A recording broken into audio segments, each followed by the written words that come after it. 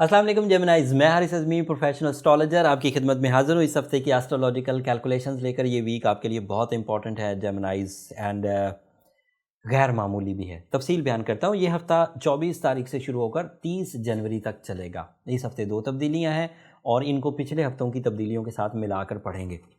थोड़ी तफसील बयान करूँगा। पहली तब्दीली 28 जनवरी को है। फुल मून होगा, आपके 3rd हाउस में होगा। पूरा चांद एक प्रॉपर फोर्स ऑफ इमोशंस है, जज्बाती कैफियत को बढ़ाने की एक पूरी फ्यूलिंग फ्रॉम द नेचर। इसमें आपका कोई कमाल नहीं है।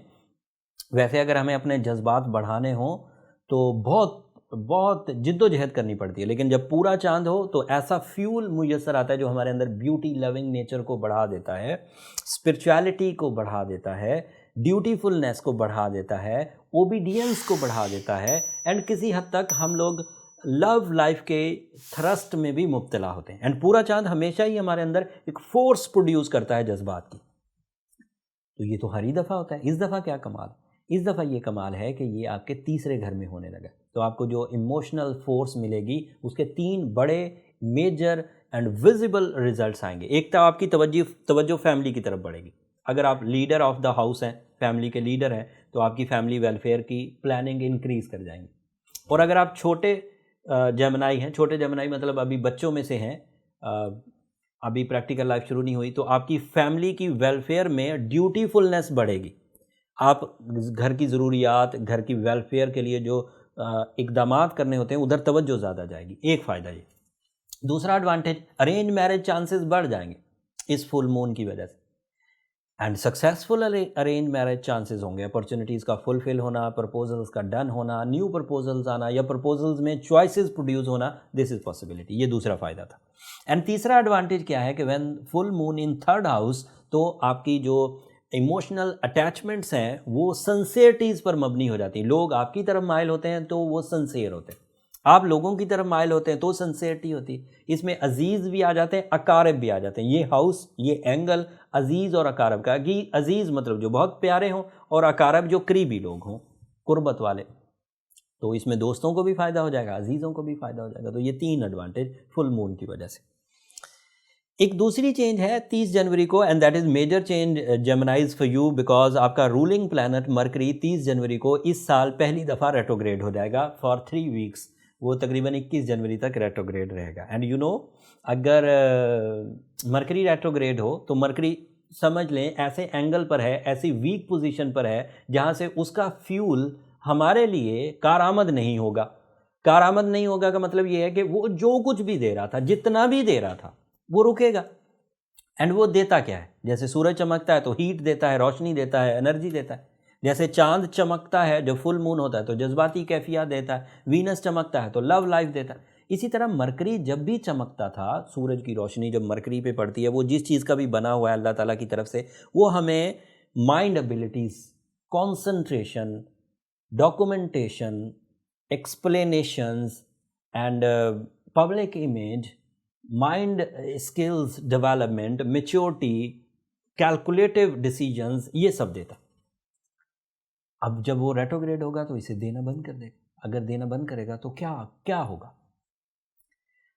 सब एस्ट्रोलॉजर ये बात बोलते हैं कि डॉक्यूमेंटेशन नहीं करनी चाहिए। मैं भी यही कहता हूँ, सब एस्ट्रोलॉजर्स यही कहते हैं। 18 साल हो गए, लेकिन मैं यहाँ पर एक छोटी सी एक डिफरेंट ओपिनियन देना चाहता हूँ, that is based on my 18 year experience and that is my own opinion. अभी वो हिस्सा बन जाएगी एस्ट्रोलॉजी का, क्योंकि डिस्कशंस चल रही हैं एस्ट्रोलॉजी फोरम्स पर, और जब सब फोरम्स उसे एक्सेप्ट कर लेंगे तो वो हिस्सा बन जाएगी। इससे सब जेमिनाइज को प्रॉब्लम नहीं होगी, सब जेमिनाइज को प्रॉब्लम नहीं होगी। सिर्फ ऐसे जेमिनाइज को प्रॉब्लम होगी जिनके यहाँ मरकरी बाय बर्थ रेट्रोग्रेड था, उनकी सेंसिटिविटी क्यों से ज़्यादा होती है। इसलिए रेट्रोग्रेशन ऑफ मरकरी जब 30 जनवरी को अपीयर होगा तो उससे उनका माइंड कंफ्यूज होगा। वो डिसीजन लेते हुए इरिटेट होंगे या डिले होंगे। उन्हें एग्ज़ाम देते हुए ज़्यादा स्ट्रगल फील होगी। उन्हें कैलकुलेशंस करते हुए ज़्यादा प्रॉब्लम्स होंगी। उनका मूड स्विंग होगा। वो किसी हद तक अपनी इमेज को बरकरार रखने में नाकाम हो सकते हैं। एंड उनका फियर जो है, उनका खौफ जो है, उन पर हावी रहेगा। वो चीज़ों को रिपीट करेंगे, ऐसा लगेगा कि बार बार करने से चीज़ बेहतर हो जाएगी। ऐसा पॉसिबल भी है, सम टाइम रिहर्सल करने से या बार बार एफर्ट्स करने से चीज़ सक्सेसफुल हो जाती है, लेकिन उसके पीछे विल होती है, इरादा, इसके पीछे फियर होगा, खौफ। तो इरादों की वजह से बार बार रिपीट करना अच्छी बात है, खौफ की वजह से बार बार रिपीट करना एक डिजीज़ है। बंदा बार बार हाथ धोता है, उसे यकीन नहीं आता कि मेरे हाथ जो हैं वो क्लीन हो चुके हैं। बंदा बार बार लॉक चेक करता है कि मैंने लॉक कर भी दिया कि नहीं। दैट इज़ अ फियर, ये एक गम है, ये खौफ है। बट इरादों में कि मैं एक दफ़ा करके देखता हूँ, मैं ठीक से कर लेता हूँ, फिर मैं दूसरी दफ़ा करके देखता हूँ कि मैं मुश्किल चीज़ें ठीक से कर लेता हूँ, वो इरादतन है, वो डिज़ीज़ नहीं। अच्छा, अब आपको ये पता होना चाहिए कि आपके यहाँ बाई बर्थ मरकरी डायरेक्ट था या रेट्रोग्रेड था। अगर डायरेक्ट था तो आपको ये 21 दिन कोई प्रॉब्लम नहीं करेंगे। This is my professional statement. आप ईज़ी होके चलेंगे, एग्ज़ाम दीजिए, अपनी नेचुरल एबिलिटीज़ को परफॉर्म करिए, अपनी विल को यूज़ करिए, अपनी कैलकुलेशंस करिए, अपना पब्लिक इमेज यूज़ करिए, अपनी स्पीकिंग एबिलिटीज़ यूज़ करिए, अपनी डीप थिंकिंग, अपनी स्पिरिचुअलिटी, अपने रिलेशंस, अपनी लक फैक्टर, अपनी सब यूज़ करिए, कोई प्रॉब्लम नहीं होगी। लेकिन अगर कोई जेमिनी बाई बर्थ रेट्रोग्रेड है तो ये जहन में रखे कि वो इरिटेट होगा, एंगर फिट्स बढ़ेंगे, और फिर कुछ कॉम्प्लिकेशन ऐसी पैदा हो सकती हैं जिसमें उसको उसे धोखा मिले। लोग उसकी इस कमज़ोरी से जल्दी उससे एडवांटेजेस निकालें। और अगर मरकरी रेट्रोग्रेड हो इन योर 9th हाउस तो वो फर्स्ट हाउस की प्रॉब्लम भी करता है, because that is your ruling. First house की प्रॉब्लम क्या है? Personality disaster. आप किसी जगह पर अपने आप को वीक फील करें और परफॉर्म ना कर सकें, ये पर्सनालिटी डिजास्टर है। एंड उसकी वजह से आपके यहाँ 4th हाउस प्रॉब्लम भी आएगी। 4th हाउस प्रॉब्लम क्या है कि लग्जरी या कंफर्ट ऑफ लाइफ डिसबैलेंस हो जाए, आप परेशान परेशान रहें, या फिर ऐसी चीज़ें आएँ कि गैजेट्स आपके हाथ से निकलते जाएं या ख़राब होते जाएं, सम सॉर्ट ऑफ ऐसी चीज़ें जिससे जो लग्जूरियस साइड थी आपकी उसमें पिंचिंग आए और आप इरिटेट हों। ये 2-3 चीज़ें हैं। Mercury is in your 9th house, retrograde होगा तो 9th हाउस की प्रॉब्लम देगा। उसमें बैनुल-अक़वामी तालीम भी आती है, उसमें फर्माबरदारी भी आती है, उसमें बिलीव्स का शेक होना, शक में मुब्तला होना, ये पॉसिबिलिटी भी है। फिर first house problem personality disaster कहलाता है। 4th house problem luxurious troubles, luxury troubles, ये आती। तो इन तीनों चारों चीज़ों को रिकवर करने का आसान तरीका ये है, एज ए जेमिनी सूरह शम्स पढ़ें 5 दफ़ा एक दिन में, और एमरल्ड या रूबी पहने, बहुत उम्दा है, बहुत उम्दा रेमेडी है। 93% सक्सेस रेशो, अगर किसी ने एमरल्ड पहना या रूबी पहना और साथ में सूरह शम्स पढ़ी, बहुत उम्दा रिजल्ट है। और अगर आप स्ट्रॉन्ग जेमिनी हैं तो आपका Jupiter is in your 9th house, that is ideal position. वहाँ एक छोटा सा मरकरी सिर्फ 20 दिन के लिए अगर रेट्रोग्रेड होगा तो क्या कर लेगा, जबकि इतने बड़े प्लैनेट्स जुपिटर, सैटर्न, सन, बड़े प्लैनेट्स आपको सपोर्ट करें।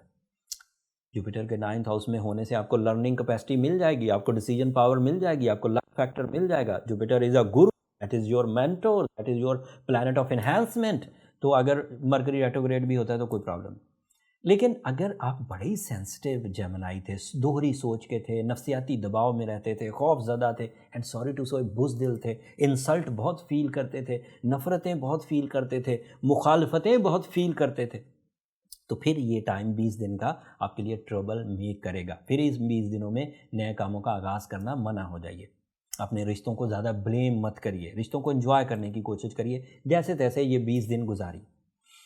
और अगर नहीं गुजार पा रहे हैं, कुछ चीज़ें पहले की एज पर पहुंची हुई हैं, ज़रा सी ट्रबल उन रिश्तों को तबाह कर सकती है, ज़रा सी ट्रबल डॉक्यूमेंटेशन में आपको कानूनी पेचीदगियाँ पैदा कर सकती है, ज़रा सी ट्रबल आपके एग्ज़ाम्स ख़राब कर सकती है, ज़रा सी ट्रबल आपके मूड को स्विंग कर सकती है, ज़रा सी ट्रबल अगर आपकी जिस्मानी सेहत को डिस्टर्ब कर देगी, तो फिर एहतियातन रूबी पहनिए, फिर सूरह Shams 5 times in a day ज़रूर पढ़िए। अदरवाइज अपने जुपिटर को, सैटर्न को, सन को एंजॉय करिए, बड़े डिसीजंस लीजिए। If you are strong, so you are so eligible for international education, competitions, examinations, interviews, and उसी तरह के जैसे आपको तकरीरी मुकाबलों में हिस्सा लेना है, तहरीरी मुकाबलों में हिस्सा लेना है, आपको अपनी एक्सप्लेनेशंस देनी है, आपको अपना एजेंडा ऑफ लाइफ अपग्रेड करना है, आपको अपना स्टेटस ऑफ लाइफ अपग्रेड करना है। वीनस लेकिन आपके 8वें घर में है, तो आपको अपनी लव लाइफ में थोड़ा सा अभी रुकना चाहिए, ज़्यादा अरसा नहीं है। वीनस शॉर्ट टर्म प्लैनेट है, थोड़े ही दिनों बाद अच्छी फॉर्म में आ जाएगा। अगर वीनस अच्छी फॉर्म में आएगा, 9th हाउस में आएगा, तो आपके यहाँ वो सैटर्न को, जुपिटर को, सन को आके ज्वाइन करेगा, तो वो और अच्छा क्राइटेरिया बनेगा। सो एट दैट टाइम आपकी लव लाइफ बहुत मुस्तहकम हो जाएगी। तो थोड़े दिन अभी वेट करना ज़्यादा अच्छा है। और रिश्तों की साइंस ये है, देता जा और सहता जा, ये फार्मूला है। रिश्तों को देते जाओ, टाइम दो, कुर्बानियाँ दो, और रिश्ते जो हैं वो आपको आपके सब्र को आजमाएंगे। लेकिन इसी सूरत में रिश्ते बचते हैं। अगर आप डिमांडिंग हो जाए तो फिर रिश्ते ज़्यादा देर नहीं चला करते। मार्स भी आपके 12th हाउस में है, so you have to careful about your health also, and that's it. ये टोटल प्लानिटरी पोजीशन था। उम्मीद करता हूँ सब प्लैनेट्स की समझ आपको आ गई होगी। This is real astrology. इसके बाद जितनी भी बातें होती हैं वो सब मिथ्स हैं, लोग अपने अपने तजर्बात बयान करते हैं, बट रियल एस्ट्रोलॉजी जो थी मैंने आपके सामने रख दी। हर प्लैनेट अपनी अपनी पोजीशन पर क्या क्या बिहेवियर दे रहा है, उस अंदाज से अब आप प्लान कर सकते हैं जेमिनाइज। But let me say one thing and that is my bottom line, आप बहुत अच्छी फॉर्म में। If you are a strong Gemini, अगर आपके अंदर इतना सा भी स्पार्क है तो फितरत इस वक्त आपको सपोर्ट कर रही, वक्त आपको सपोर्ट कर रहा है। इसे फसले बहार कहते हैं सादा लफ्ज़ों में। You are on your top. बेहतरीन हालात हैं आपके लिए तरक्की के, बेहतरीन हालात हैं इज्जत हासिल करने के, ज़िंदगी के मकासद की तकमील के, एंड इसी तरह की दीगर नेमतों के हसूल के लिए, चाहे वो रिलेशंस हों, चाहे वो फिज़िकल हेल्थ हो, चाहे वो मटीरियल एडवांटेजेस हों, चाहे वो मल्टीटास्किंग हो, चाहे वो सडन गेन्स हो, ये बेहतरीन टाइम चल रहा है। तो इस वक्त कंप्लेन करना बंद करिए, चीज़ों को समझिए एंड आगे परफॉर्म करिए। And your tool of success is your mind जेमिनाइज, because of your ruling planet is mercury, and mercury is always providing you क्या कह सकते हैं उसे, जहनी जरखेज़ी। और अगर जहनी तौर पर आप उलझे हुए हैं तो फिर ट्रीटमेंट की तरफ ज़रूर जाइए। And treatment is Ruby, emerald, सूरह शम्स, सूरह यासीन सेकंड लास्ट आयत, ये बहुत अच्छे ट्रीटमेंट्स हैं, इससे बहुत अच्छे रिजल्ट्स आते हैं। आखिरी बात, अगर आपको ये पता है कि आपका मरकरी बाय बर्थ स्ट्रॉन्ग था तो आप उसको लेकर चलिए, कोई ज़रूरत नहीं है किसी तरह की कैलकुलेशंस करवाने की। बट इफ़ यू फील कि मुझे पता नहीं है और मे बी अगले 20 दिन आपके लिए बड़े इंपॉर्टेंट है, तो फिर आपको ये कैलकुलेशंस करवा लेनी चाहिए कि बाय बर्थ आपका मरकरी स्ट्रॉन्ग पोजीशन पे था या रेट्रोग्रेड पोजीशन पर था। जब आप बर्थ चार्ट कैलकुलेशन करवाएंगे तो उससे सारे ही प्लैनेट्स पता चल जाएंगे कि डायरेक्ट कौन थे, रेट्रोग्रेड कौन थे। और जब भी किसी प्लैनेट का रेट्रोग्रेशन सीजन आएगा वो आपके लिए थ्रेट होगा। जो प्लैनेट बाय बर्थ रेट्रोग्रेड थे, जब भी वो रीसेंट टाइम पर कभी भी रेट्रोग्रेड होंगे वो आपके लिए थ्रेट होंगे, वो सब पता चल जाएंगे इन बर्थ चार्ट। अगर आप बर्थ चार्ट एस्ट्रोजेम से बनवाना चाहें तो ये नंबर नीचे चलते हैं, आप इन नंबरों पर रब्ता करके अपनी पर्सनल चार्ट की कैलकुलेशंस के लिए टाइम ले सकते हैं। बट वो फ्री फोरम नहीं है जेमिनाइज। होपफुली आप इस बात को अंडरस्टैंड करेंगे। अगले हफ्ते मज़ीद एस्ट्रोलॉजिकल चेंजेस आएंगी और वो काफ़ी इंपॉर्टेंट है। अब जो आगे तब्दीलियाँ आ रही हैं जेमिनाइज वो काफ़ी इम्पॉर्टेंट है। टाइम पर नज़र रखिए। अगर टाइम आपके लिए अहमियत का है, अगर टाइम आपके लिए बहुत है, आपको लगता है कि मेरे पास बहुत टाइम है, तो फिर ये वीडियोज़ आपके लिए वो ख़ास मायना केस नहीं है। ये वीडियो उन्हीं लोगों के लिए है जिनकी ज़िंदगी में वक्त कोई अहमियत की चीज़ है। तो वक्त की साइंस को समझाने की हम कोशिश करते रहते।